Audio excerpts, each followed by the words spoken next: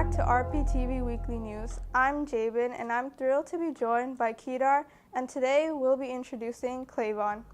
Together we'll bring you the latest updates on the stories and initiatives shaping Regent Park and its surrounding areas. In this episode, we'll delve into the key events and community developments from July 29th to August 9th. Regent Park Social Development Plan takes summer break. Rastafest Regent Park, a new cultural celebration coming to the neighborhood. Regent Park Cultural Bazaar unites the community. Black Housing and Homelessness Consultation. Moss Park Festival strengthens community bonds. 36 youth leaders receive TCHC's Investing in Our Diversity scholarships. Press conference highlights struggle of African asylum seekers in Ontario. Alarming life expectancy gap for unhoused Toronto residents. Study finds. Events and jobs in the community. Regent Park Social Development Plan takes summer break. The Regent Park Social Development Plan, SDP, will pause its meetings from July the 25th to September the 8th, 2024, giving community members and stakeholders a summer break. The SDP is a vital framework dedicated to enhancing the well-being of Regent Park throughout social inclusion and community cohesion. The SDP operates through 4 working groups focused on employment, safety, community building, and communications. These groups, supported by a planning committee and various subcommittees, meet regularly to develop and implement action plans that address the community's needs. Participation in these groups is open to all, including residents, city staff, and representatives from key organizations like TCHC, Daniels, and Tridel. The SDP's work is crucial for maintaining the progress and unity within Regent Park, and the break provides a time to reflect on achievements and prepare for the next steps. Meetings will resume in September, continuing the collective effort to build a stronger, more inclusive Regent Park. Rastafest Regent Park, a new cultural celebration coming to the neighborhood. Rastafest, Canada's largest celebration of Rastafari heritage, is bringing its vibrant culture to Toronto Centre with the launch of Rastafest Regent Park.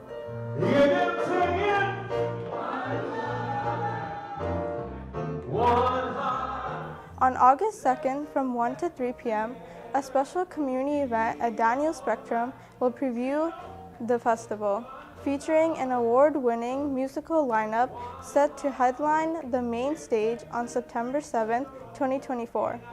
Rastafest Regent Park, presented by the Daniels Corporation, promises to be an inclusive, family-friendly event that highlights the rich history and diverse culture of Rastafari and reggae.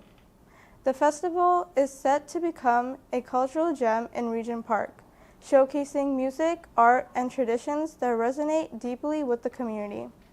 RPTV reporter Kedar Ahmed had the opportunity to interview MPP Christine Wong Tam, who expressed excitement about the festival and the collaboration between community leaders and organizations to bring this celebration to life.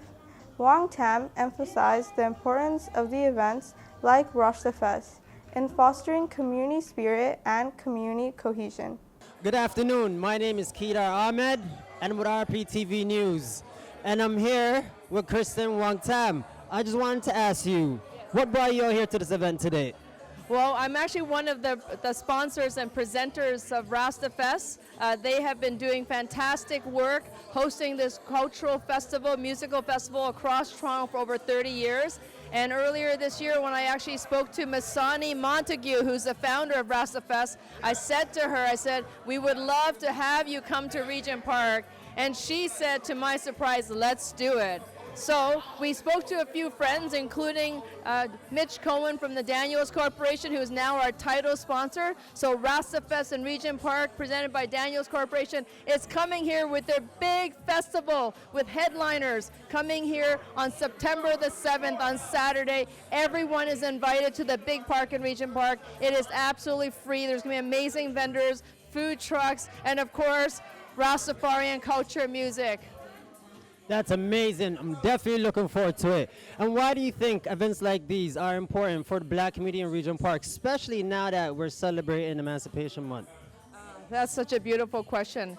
You know, the Black community in Toronto is so resilient and strong, but at the heart of it all, I think, is Regent Park. We have seen revitalization take place in our neighborhood, 69 acres, lots of things have changed, much of it for the good, but we've also seen some of the community members, especially Black community members who've been displaced over those 15 years of construction and building.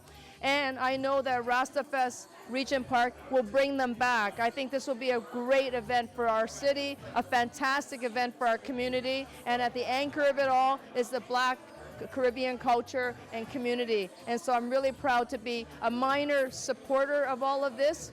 There's big players here, and of course some of the biggest reggae legends are going to be performing here, including we have some local talents we are recruiting, who are going to be showcasing their very special vocals and musical talents that day.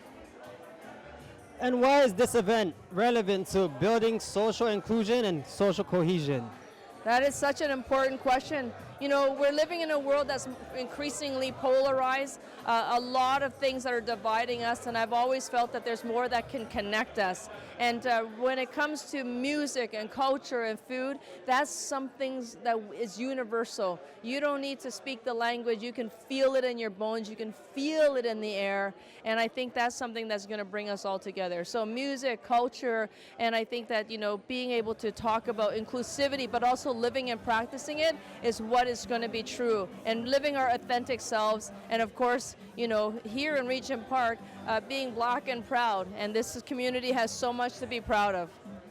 I just want to say that the event was amazing, and I'm so thankful that you had a big hand in bringing Rastafest to Regent Park coming this September. Is there anything else that you would like the audience to know? You know, I think just remember that this is free. This is all for you. This is a festival that's created by the community for the community. Yeah. You hear that? It's free.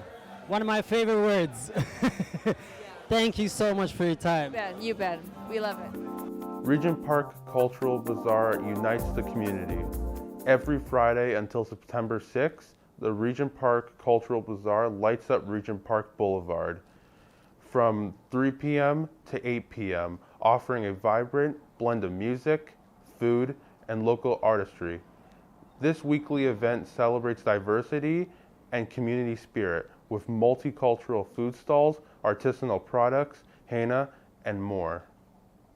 Hosted by the Center of Learning and Development, Mothers of Peace, Daniels, TCHC, and Art Hubs, the Bazaar provides a platform of local vendors to showcase their talents while fostering unity among Regent Park residents. Regent Park TV was on the scene, capturing the lively atmosphere and interviewing Saria Abraham from Mothers of Peace, one of the event's key organizers. Saria emphasized the Bazaar's role in promoting inclusion and supporting local entrepreneurship. My name is Suraya, and we are here in Regent Park Boulevard, which is where the market is happening right now. Every Friday from 3 to 8, we have different vendors from local grassroots groups. We have, I could name it, popcorn, cotton candy, clothing, food, finger foods, jewelries, and you could go around and see. And we have perfume. This year was new. Great guy, he's selling the perfume and he makes them also. You could smell far away. It's nice to have addition to the market this year. And this is the city property, and Christmas, his office facilitating for us to have this permit on this street as well. And I'm grateful to be here as well, and will create a lot of awareness for small businesses, and also it helps community being a vibrant community as well. As we Friday, if you have around in the community, come please support local businesses, and it's great to be here, and it's beautiful weather with beautiful people. Last year and a few years we were in 660, just Sumac and Dundas. So we moved this year. A long time ago, we used to have farmer market on this streets as well. The community members want this street to be animated. They want to be here, the market, and it's a perfect place to be here as well. If the street need to be closed, we could get permission as well to be closed, and will be only market is happening as well. And at the end of the day, we're gonna have a raffle, and community members could have opportunity to win a gift card from Freshco as well. We share the flyers in the condo and TCHC buildings, and I've been seeing a newcomers to the community, and they do come and support the local business who are living on the condo as well. And we've been sharing the flyers, and this is how also cohesion, inclusion, we could call it, and they could come and support local business as well. We have a couple of, I think, people who are living on the condo as well. So this is a perfect place for making new connections. Totally, and building totally. relationships. Totally, yes. You could make a new friend and come and meet a new people as well. This brings, the market brings a lot of diverse community members as well.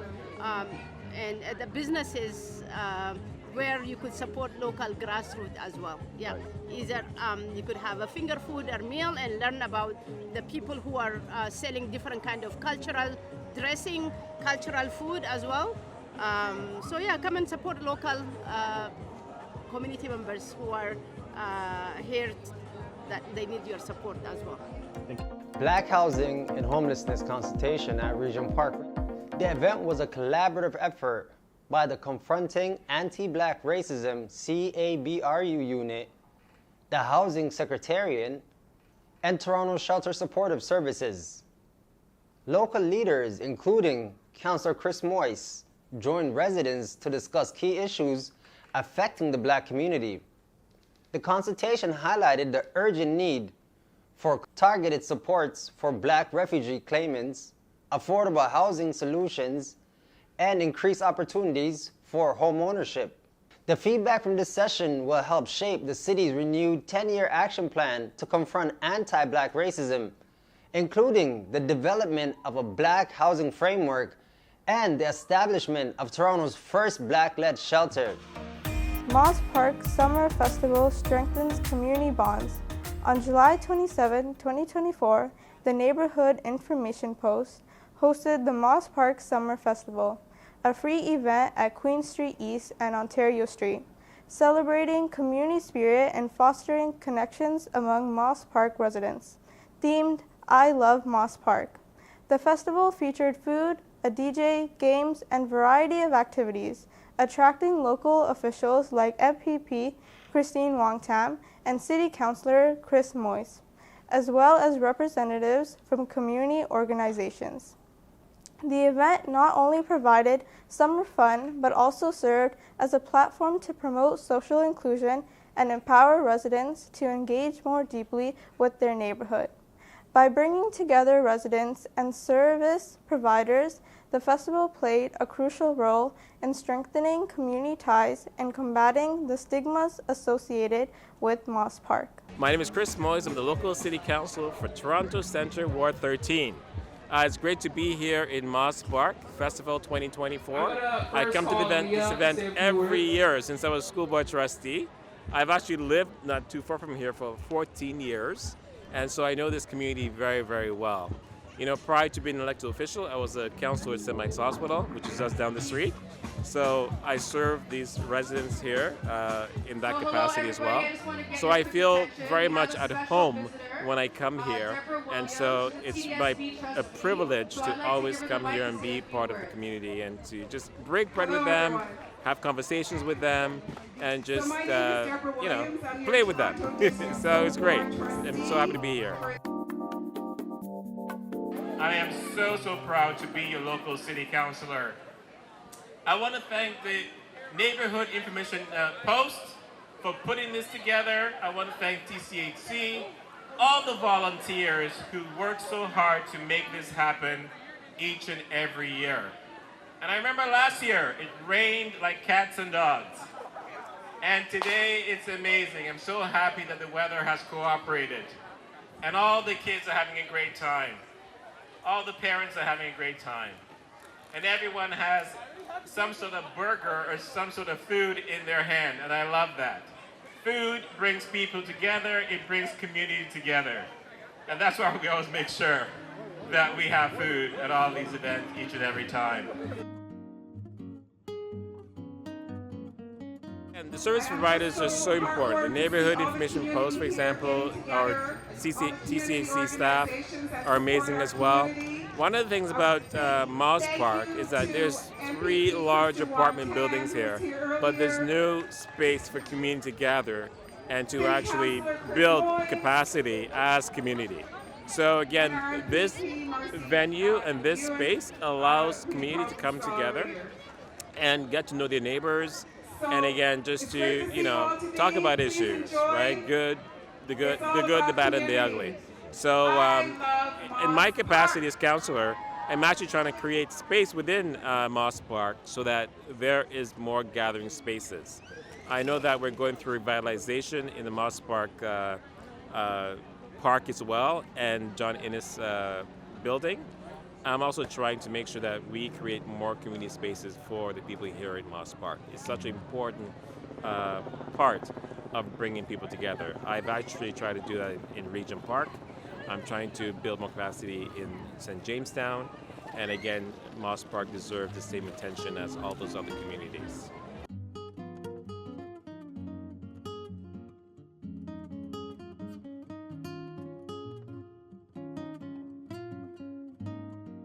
Hello, my name is Sayan Sivamohan. I work at Neighborhood Information Post, one of the people that are helping run this event today, the Moss Park 2024 Summer Festival.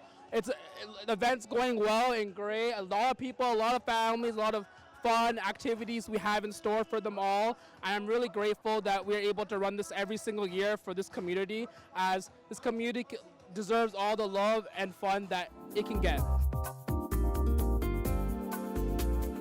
My organization, we help families and get help and connections that they need, mostly when it comes with money and comes with finding homes. That's what our organization mainly does. But when it comes to these festivals, we get donations and funding to help support the community throughout events throughout the year. But this is probably our biggest event we do all year round.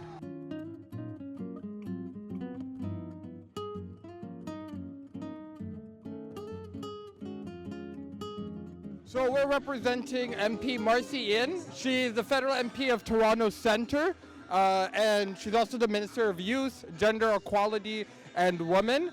And unfortunately, she couldn't make it today, but it's really important that we come out here, represent the community. We're helping the community in Immigration, Service Canada, CRA, and we would just want to do anything to make our presence here.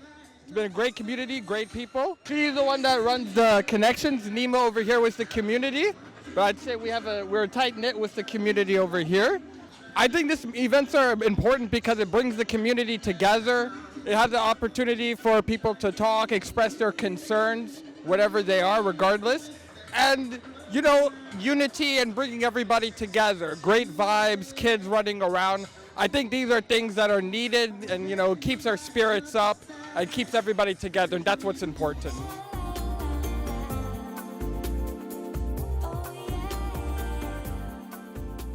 Hi, my name is Asiya Baraksai. I'm a constituency assistant with MPP Kristen Wong Tam.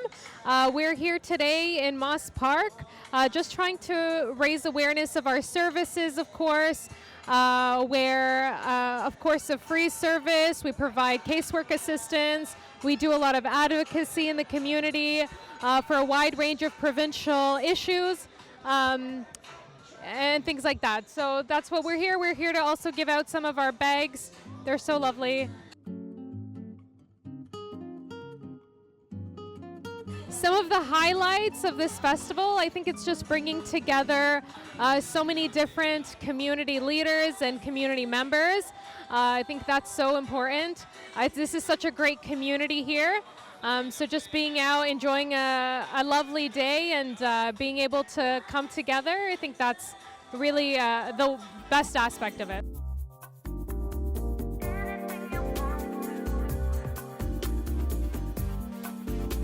Well, this Moss Park Festival is so important.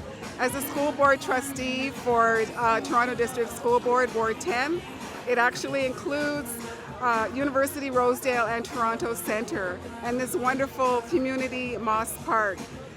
This Moss Park Festival is such a great opportunity for community to come together. You can see it in the faces of all the attendees. People really contribute and participate in the community, and that's what makes Moss Park a wonderful place.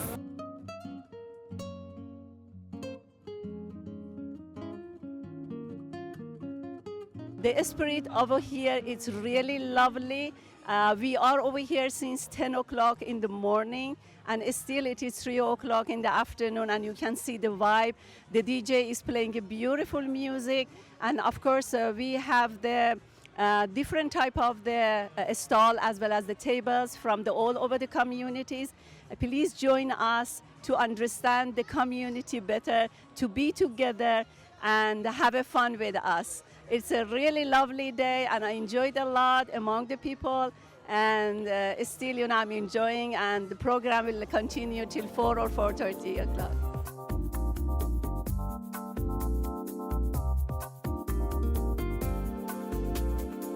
My name is Laura, and I'm from the Training Services Department at Street Haven, which is a women's organization.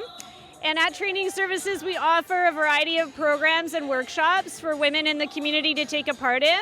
We have a seniors social group for mature women at Regent Park Community Center to get people involved. Yeah, go ahead. We also offer skills upgrading. So for women who are interested in upgrading their digital literacy, if they want to learn more about budgeting, reading and writing, we're doing small group tutoring programs. And we also offer case management to newly housed women in the community. The last program here is called Pathways to Independence. So we offer case management to newly housed women in the community to support them with eviction prevention, housing stability, to stay connected in their neighborhoods. This event is important to take place in this space especially because it's a way to bring the community together. In my work, I've seen the isolation of folks who live in these tall buildings, and it's a really great way to get people connected and get to see each other and to see what kind of resources are available to them. I'm so happy to meet people out here too in a really casual and open way. And I hope to see them take part in the stuff that we can offer out in the community.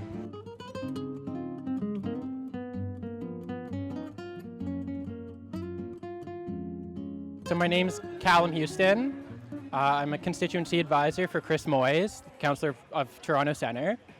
And we're just, engaging with the community, talking to residents about, their experiences, and then handing out resources to different, services that the city provides. So, housing, ways to prevent evictions or protect yourself from evictions, as well as other community services like legal aid.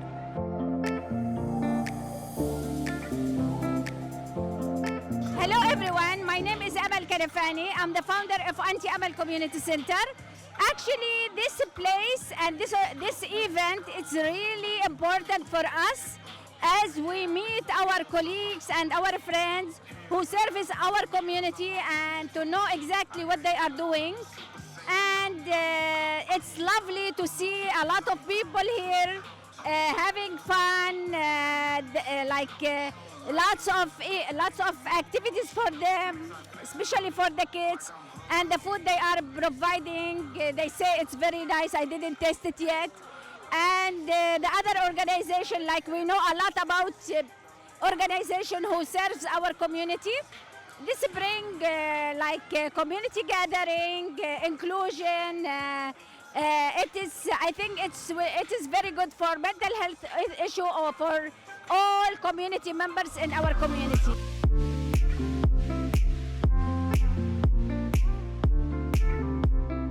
My name is David, and I'm with the Moss Park Coalition. So we're here today to talk to residents about all the changes that are happening in the neighborhood. So we have our campaign called Empower Moss Park, where we're surveying the neighborhood to find out what everyone's top 5 priorities are for all of the changes that are coming to the neighborhood.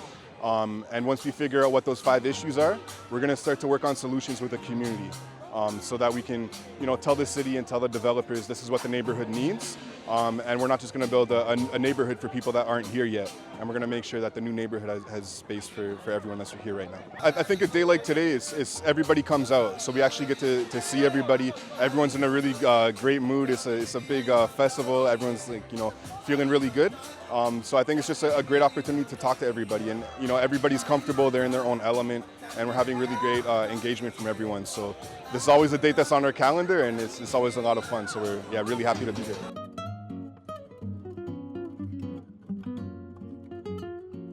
My name is Macarena Carreño. I work at the city cultural events. This is very important, like volunteering in general. This is for art. So I think that art also gives more opportunities to people to expand their minds. And I love to be contributing here and giving this this experience, because you can volunteer in so many different things, and this give more perspective of life. You can be part of this community, have more friends, and maybe broaden your perspective about life in general, and have more connections. Hey, Regent Park. My name is John. I'm from Sherborne Health, and I'm representing The Corner, which is a community hub which offers a one-stop shop to all your community needs. So you can come in and see a counselor and get referred to other services. Within our program, we have health access, which is casework and community services and whatnot. We also have 240, which is a fix-it and repair shop. The Green Cafe, which has fantastic food at a low price. And The Corner, like I said, is a different programs: gardening, sewing, bike repair, and whatnot. So yeah, it's a pleasure to be here. We serve all of downtown East. We're located at St. James Town, 200 Wellesley Street East. Events like this are extremely important to the Moss Park community as well as downtown East, because it brings people together. It lets them know that the services are here, and we're all working together to make sure everyone has the best access to services they can reach. That's why. So my name is Jabin. I work with RPNA as a community engagement position, and my role is to help foster and build relationships within the community and the neighborhood. And one thing that in the neighborhood is coming up is on August 25th, Sunday in the Park. So it will happen at 1 to 5 p.m. and I hope everybody can make it and come celebrate with us. RPNA is here at the Moss Park Festival, and we're here to kind of spread awareness about the Regent Park Neighborhood Association. And our organization is basically to help include everybody and be inclusive, show diversity, and build relationships, and have everybody to kind of be involved in the community. And signing up for RPNA, we will be letting you on updates on the community, meetings, and other opportunities.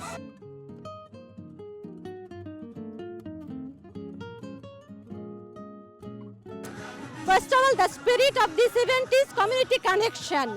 So it's not only about Moss Park. People around Moss Park, everyone are coming here. Service providers, community members, businesses, all together. So that is the community connection, and TNG, we are actually committed to give that connection to everyone that we serve. My name is Carrie. The services that we do is eviction prevention for the residents of 155 Sherborne and the shooter buildings as well. So we have an office in 155 Sherborne, but we serve the shooter buildings as well. So we do eviction prevention. So if a resident has issues in regards to their rent, we try to assist them to work with TCHC to get it done, to help them out. So that's what we do. Once we help them, once we step in and try to help them sort out the issues, we usually, things can really work out. If the tenants are willing to work with us, because we are voluntary service, then things can work out. That's what we do. So basically what we're doing here is just sharing some of the information that we have. A lot of people have questions with information, like how to report a crime, elderly abuse, what Crime Stoppers are. We're just basically giving out some info and giving some stuff to the children. On that half, that lady over there, she's dealing with recruitment. So any questions with recruitment, you can ask her over there. Yeah. All right. This is 51 Division, and me and my partner usually work out of the waterfront. So yeah, we're here to help out the Moss Park community officers. So sorry, there's just a mosquito on here. Yeah. Thank you, man. You're welcome. Take care.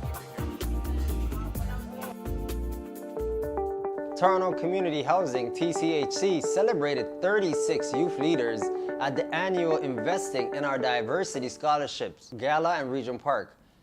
Each student received $4,000 scholarship to pursue post-secondary education or professional training, with a total of $144,000 awarded this year.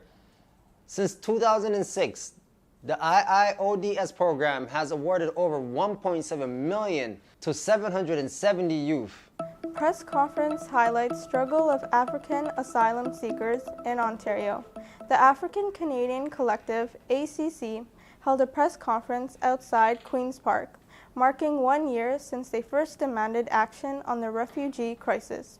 The ACC, a coalition of agencies, housing providers, and churches, gathered to shed light on the struggles of African migrants and asylum seekers in Ontario. Speakers highlighted the severe challenges faced by those fleeing anti-LGBTQI violence in their home countries, seeking safety and a new life in Canada. The conference underscored the urgency of providing support to this educated and trained workforce, who are eager to work but unable to find stable housing. My name is Adi Mane. I'm here from Delta Family Resource Center, as well as from my Brother's Keepers Meal Program in Parkdale. I'm here today. It's been a year. It's been a long year. I have to say, it's a bit emotional and sad to see ourselves still trying to help our brothers and sisters who are still struggling with resources, shelters, being integrated to the Canadian society. I started this journey last year, not knowing that it's going to be a year till today and still ongoing. It was a labor of love.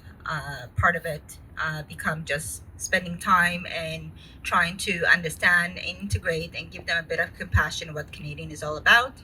My family being as well immigrants coming in the 80s, I understand what it feels to welcome African refugees that came in and wanting to communicate and integrate with their own community and have a bit of sense of home. As of last year, I remember meeting a lot of them at 129 Peter Street, as well as an ongoing interaction and helping and working with them. They had a spark, they had hope. They were excited to be in Canada. They struggled, they paid a lot of money, but there was hope. They came for a better future.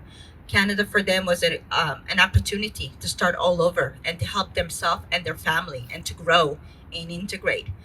Since then, I have to say, I, on a daily basis, on a weekly basis, spending a lot of time with a lot of African refugees, that spark is no longer there. They are feeling helpless, they're feeling sad, they're feeling disconnected, not welcome. It's been very emotional journey for them and us. If it wasn't for all those groups behind me and all the individuals that have been supporting and integrating and spending our own time trying to understand and trying to support each other, I don't think I will be here. I mean, we needed the support as much as we were giving out the support. A lot of them have felt that trying to find sense of home, staying in Toronto shelters, trying to integrate, trying to find a job, trying to really try to make sense and trying to stand on their 2 feet. For a few months, it was going somewhat, feeling like they are feeling a sense of belonging. And sure enough, we ended up moving them to different part of Ontario, different part of cities where they felt isolated, couldn't integrate, couldn't find jobs, restart all over again. It was a shock to their system. It was very demoralizing. They're still dealing with the trauma that they've dealt with from the beginning, arriving here and coming back to the Toronto. Again, it's restarting again. So it's sad to say, it's been over a year that a lot of African refugees has been here, and they were not being able to integrate and really make a mark or try to start their life. A lot of them are considering, maybe I made a mistake. Maybe this is not the Canada that I thought it was. And us getting together, individuals coming together and trying to really help them in different aspects of their life have been very challenging as well. I mean, there's success stories that we are very proud of, but far in between. We could have done a lot better jobs. We could have been better equipped or better prepared for this, but we didn't know. And what we know now has been a better success story that I have my sister Diane here who will share this with us. Hi everyone, my name is Diana Mavenge. I first arrived in Canada in excuse me, July 23rd, and when we arrived, it was really hard. We arrived in the height of the crisis. There was no proper structure of where we should go, so we stayed in a church. An emergency shelter was put up, and most of the times we would run out of supplies, and we were not sure who to call because we were not being supported by the government. So it was quite difficult coming from a stable structure in your home and coming here, and we did not know exactly this is the way you should follow or that is the way this is the way we should go. It was quite difficult at that time, and also finding a shelter then, it was really hard.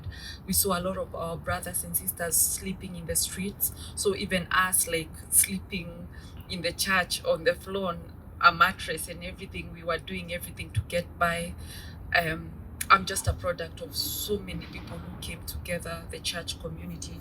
Pastor Alexa Kilmo, who first spoke here, they were always there to ensure that they are giving us the support that we need. And so we got into a shelter, and getting into a shelter, also it was a hotel shelter, different cultures, very different people, emotions were heightened. So it was not easy, even moving from place to place. Within a short time, when you get a job, of course, you have to get out of the shelter. And I had my brother say here, COHAB has taken so much time. So we keep getting these letters, you need to get out of the shelter. I got out of the shelter without COHAB. And it's really difficult, like for a new person who's trying to balance, you're trying to get some bridging courses so that you can grow your career. It's not very easy. So, and housing. So most of the people, we hear a lot of people saying that refugees should have a lot of mental health issues, but in real sense, the mental health issues are being brought by issues of housing, career, immigration. These are the real issues that people should focus on instead, because if these issues are sorted, then we will have less mental issues. We will have less mental. So if we can have more support in terms of housing, in terms of employment, in terms of immigration, in terms of career, if the government can give us support that in those areas, I think the mental health issues among refugees will not be as bad. I also have a success story. I got a job as a community outreach manager for a not-for-profit farm. I'm just one girl who was just lucky, but I cannot close my eyes to the brothers and sisters walking past them in the street. It didn't even matter how warm I was. If my brothers and sisters are cold, I'm still cold as a person.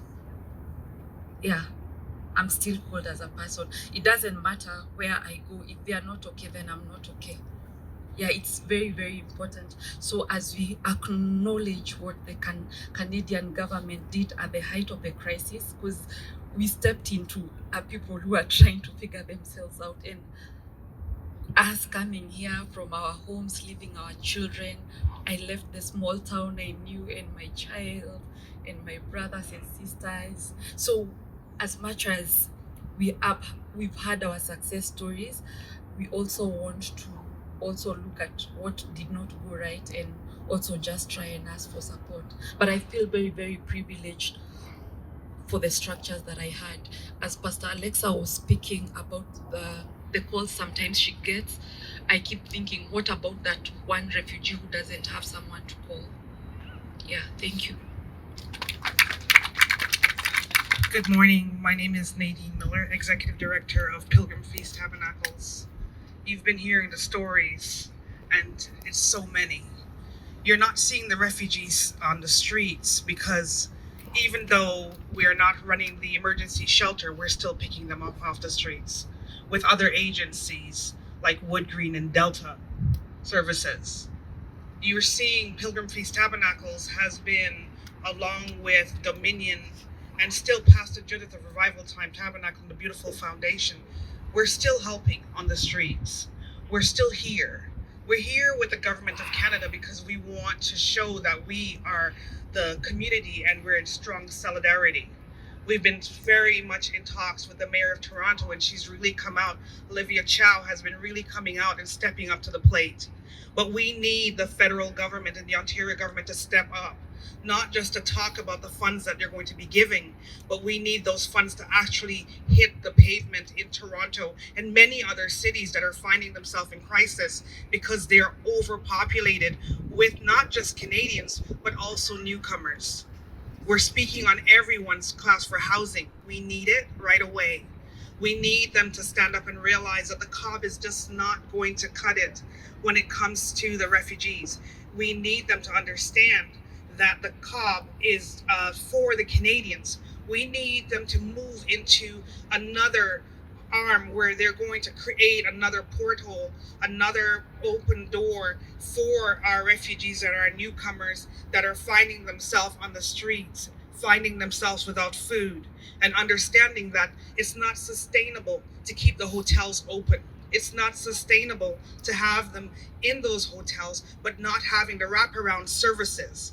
The different cities, whether it be Cornwall, looking at the different Waterloo, Mississauga, all the different cities that are affected by this, and the city of Toronto themselves, they're asking that we now stand up. So as a group, a collective, we're standing behind the cities and we're asking the Ontario government and the federal government to please stand up and take your place. Just like we're receiving the people and the churches and we're coming and we're standing as unified, we're asking you to be unified beyond with us. We're asking you to bring to the table the funds that are needed to solidify this journey that newcomers are finding themselves on. And also Canadians. There's so many homeless within our cities. There's so many with mental health within our cities. And our mayors are crying for help. When we sit and we speak to the mayors of the different cities, they're all having the same story. They need more to do more. And we, the church, we have been standing without the funds behind us, and the not-for-profit organizations, the Black organizations as well, and also allies. We're asking for more. We're asking for you to step up to the plate and give us more to do more. We want to do more. We're standing with you. We are Canada. We are the Great North. Everyone runs to us for freedom. And this is a place of freedom. We're standing on these grounds, and these grounds are significant. They stand for something great. We've done so many great things, and now we're asking that the government will move into a place of making sure that we're restored as a city. Study highlights alarming life expectancy gap for unhoused Toronto residents. A recent study reported by the Toronto Star reveals that homeless individuals in Toronto die in an average of 17 years earlier than those with stable housing. The research, which tracked over 600 homeless Torontonians, shows a growing life expectancy gap, especially among younger people. Toronto Public Health data from 2023 highlights the severity of this issue, with the average age of deaths for homeless men being 54 years compared to 78 years for the general population. For homeless women, the average age is just 48, far below the general population of 85 years. This study is particularly concerning for the downtown east communities, where homelessness is prevalent. The findings stresses the urgent needs for better access to affordable housing and health care. And now for events and jobs in Regent Park community. The Social Development Plan, SDP, is seeking community feedback to assess its effectiveness in fostering social cohesion and inclusion. The Evaluations and Benchmarks Committee has launched the 2024 SDP survey, inviting all residents to contribute their insights. Your input will help shape and enhance the SDP's initiatives. To participate and share your thoughts, please go to the link below. Sunday in the Park Festival 2024, volunteers needed. The festival needs help with setup and tear down, activities for seniors and youth, food distribution, registration, evaluations, raffle, and giveaways. If you have any questions, please contact Elena via email at the email below or call 647-740-8407. St. Jamestown Festival 2024, Greener and Safer, Reviving and Rebuilding Relationships. On Saturday, September 7th from 1 to 7 p.m. Enjoying fun activities, performances, community awards, cultural foods, and variety of vendors. The event will take place at Ontario Street, north of Wesley Street East. For more information, contact the St. Jamestown Community Corner. Join the Regent Park Cultural Bazaar 2024 every Friday until September 6th from 3 p.m. to 8 p.m. at Regent Park Boulevard. Experience a vibrant celebration of community and diversity with music, raffles, henna, jewelry, clothes, and delicious multicultural food. Taste of Regent Park returns. Join every Wednesday from July 3rd to September 4th, 2024, from 5 to 8 p.m. at the Big Park. Discover local artisans, food vendors, and community organizations. New Taste of Regent Park Market Box offers subsidized food, supporting local entrepreneurs. Enjoy diverse foods and community connections. Youth Art Contest. Share your vision for TCHC. Toronto Community Housing invites youth aged 12 to 18 from across Toronto to participate in an art contest, envisioning a thriving and supportive community. For details and to enter, visit the TCHC website. Thunder Woman Healing Lodge Society invites you to celebrate International Overdose Awareness Day with hot dog lunch at 413 Dundas Street East from 12 to 3 p.m. on Saturday, August 31st. Hope to see you there. The Children's Book Bank in Regent Park offers books for kids. All children and families are welcome. And that's all for today's show. I'm Klavon, and I've been joined by my co-hosts, Jabin and Kedar.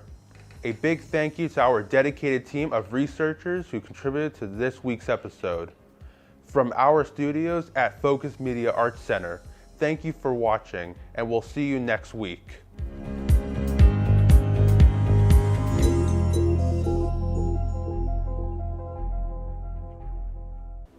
Don't forget to like, comment, share, and subscribe to our YouTube channel.